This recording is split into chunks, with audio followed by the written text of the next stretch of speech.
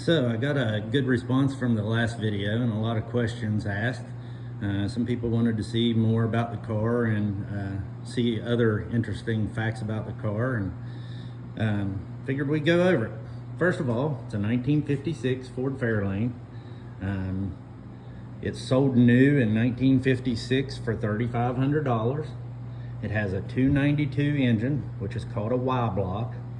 One interesting thing is 1956 was the first year for the 12-volt system. Anything before this was actually a 6-volt system. One other thing, this car does not have air conditioning. There is this cable here that runs to the inside of the car, which works a flapper in here. When you move the control inside, it opens the flapper up, which allows fresh air to come through this screen, travel through the tube, and down into the cab to give you fresh air. One other thing to note, and this is an upgrade on this car, is the master cylinder. It does not have power brakes, although the car does have power steering. The original system for this car was a single reservoir, which meaning if you blew a brake line on the front or the rear, you had no brakes. We did upgrade to a dual master cylinder, which isolates the front and rear in case of one of those emergencies. One other thing about the car is the air filter. This is called an oil bath air filter, which this air filter has been redone, sanded to bare metal, epoxy primer, painted, base coat, clear coat, everything. The fresh air comes in here in the intake, and there is a layer of oil, about a quart of oil inside here.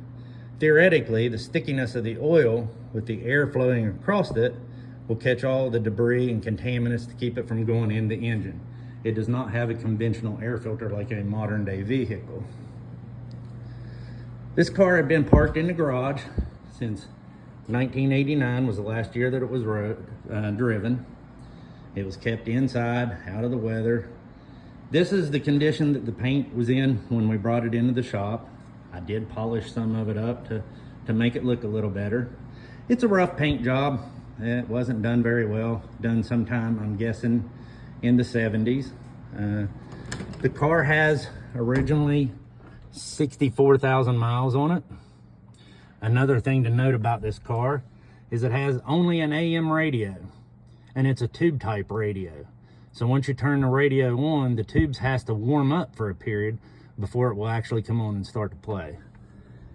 This is the original seats.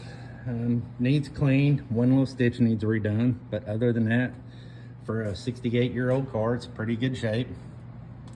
This is what they call a hard top.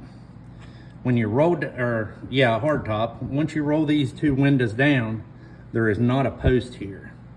Some cars have a post there, and that's called a post car. Some cars had a wide strip of chrome that went across the top, and that was called a Crown Victoria. But this is just a plain hardtop. Ford had lots of things in 56. One thing here is this rain guard above the door here. When you shut it, it closes and folds down over the door so that water does not go inside the car to rust it out. Pretty nice feature. One other thing, the wide chrome that's on the side of the car is not actually chromed metal. It is polished stainless steel, and that will polish up to a mirror finish when we're done. One other thing about the car that's pretty neat is this hole in the rear bumper. That's where the exhaust actually comes out of the bumper.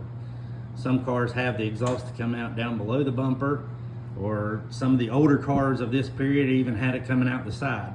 But Ford engineered this neat feature in 56 and brought it out the bumper. We have new bumper guards to put on it. As you know, with the age of this car, things started looking pretty rough. Originally, when this car was bought, it was driven as a daily driver. This was their main mode of transportation.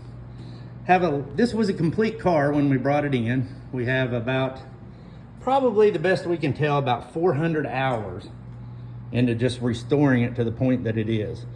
That's including the motor being rebuilt, the heads being redone so that you can run modern gas, because in 1956, the gas had lead in it, and now you can't buy the lead. You'd have to put a lead additive in it. So The heads were redone so that it can burn the modern gas. Everything has been repainted here on the firewall. This was actually covered with rubberized undercoating, and we had to scrape all that off down to bare metal and start back. Have a lot of videos getting to this point, and I can post those also if there's interest of seeing how we got to this far in the process. If you like this and you want to see more, please like and subscribe to help out and grow the channel. Thank you.